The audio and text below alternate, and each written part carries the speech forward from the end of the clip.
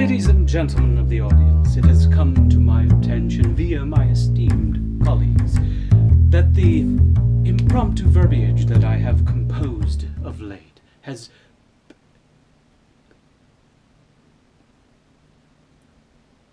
I'm making a point. Okay. My name is Jack Wallen. You know who I am. Anyway, after my last video blog, someone asked me to do a video on writer's voice and the evolution of said voice.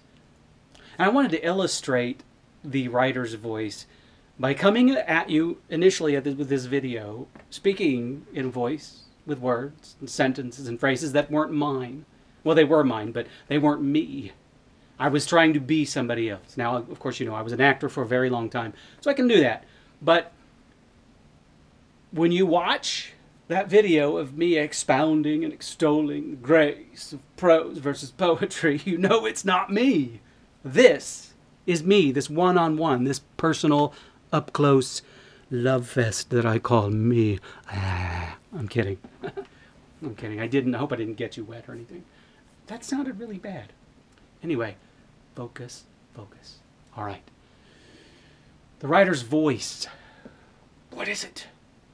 It's this nebulous thing, this esoteric idea that floats above our heads, writers' heads, and we don't know what it is, and we strive to find it, and we struggle, and we go mad, and we wind up in straitjackets, not knowing what it is.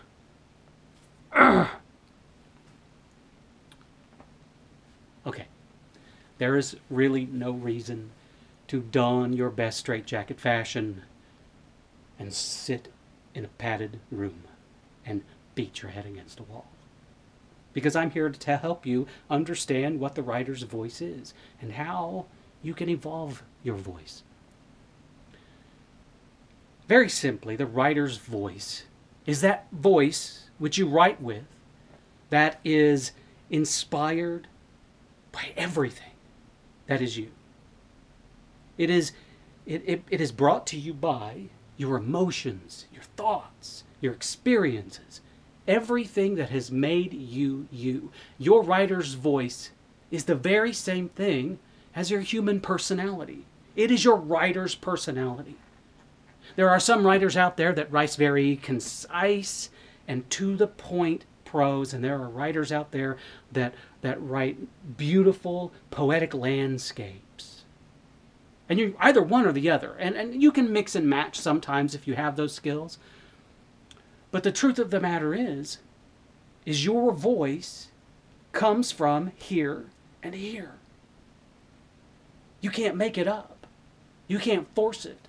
You can't one day wake up and say, aha, I have found the key to success. And the key to success is if I can successfully mimic J.K. Rowling, I'll be a millionaire. Au contraire. You can't do it. I mean, some people might be able to pull it off, but the truth of the matter is you're going to be doing yourself and your craft a disservice. Now, there are exercises you can do to help develop your voice and to help even find your voice.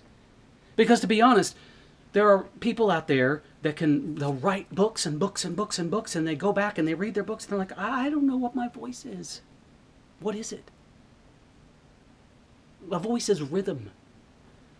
A voice can so easily be associated with music. Take, for example, the playwright David Mamet. If you've ever read any of Mamet's work, you know it's really short and choppy. It is jazz.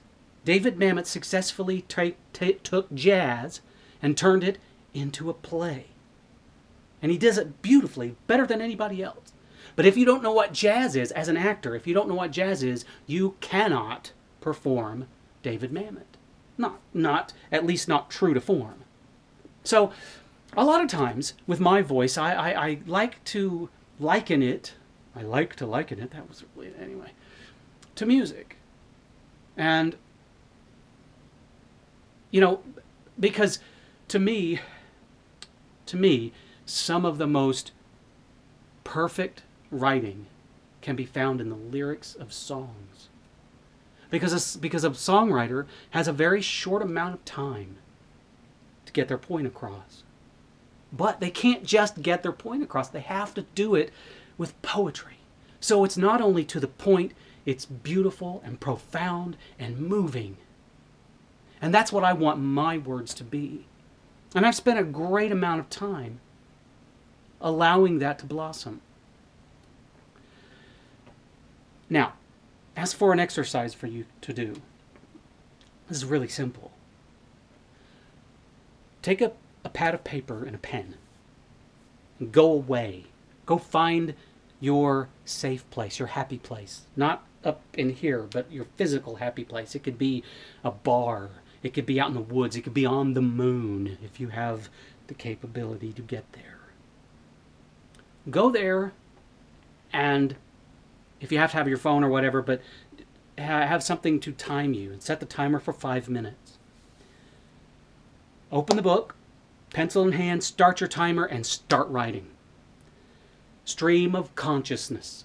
Once you start, you cannot stop. You do not let that pen stop writing. You just let the words flow. They don't have to make any sense.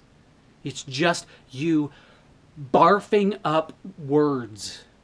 A lot of this will come from your subconscious. A lot of it will just, you'll start to connect one thought after another and after another and another and another and another, and you'll string together this short story or just absolute nonsense together in 5 minutes. Do that and finish it. Close it up and go home. Go back the next day, do it again. Keep doing it day after day after day. Eventually, go back and read it. Go back and read what you've written. Out of that stream of consciousness, a voice will emerge.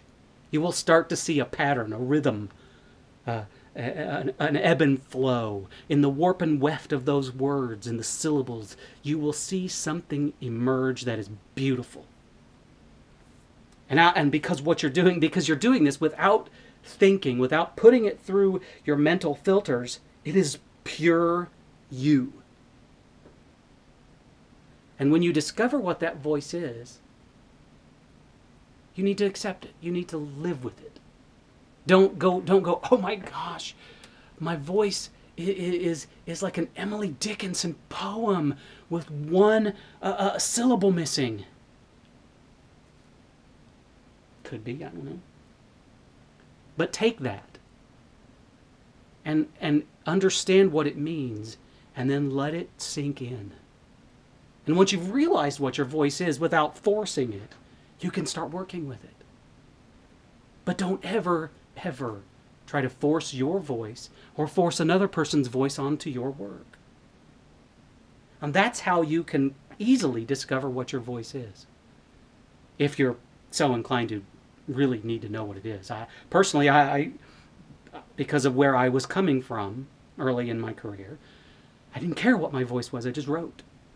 And over a sum total of about 15, 20 years, it developed into something.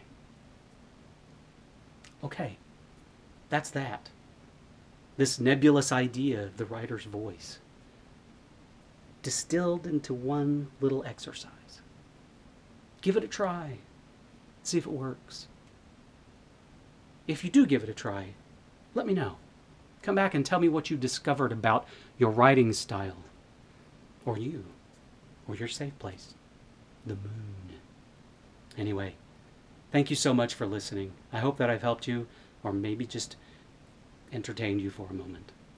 Have a wonderful day.